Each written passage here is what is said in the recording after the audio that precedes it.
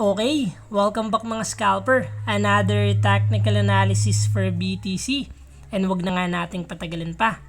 Daily time frame is isang malaking red candle and above average yung volume.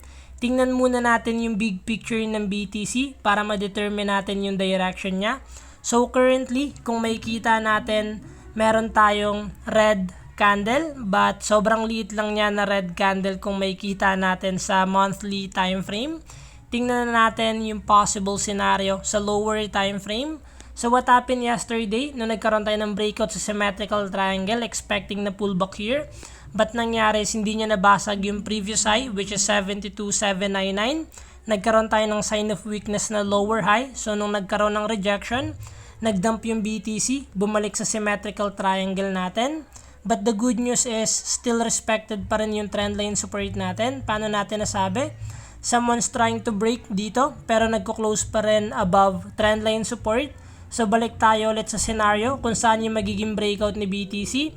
Kung dito ba sa trendline resistance to continue yung uptrend momentum sa big picture, or the moment na basagin niya naman yung trendline support natin, possible na mag-change na tayo ng bias to downtrend momentum. But we will always wait pa rin ng mga pullback sa market para maiwasan natin yung mga fake out gaya nito.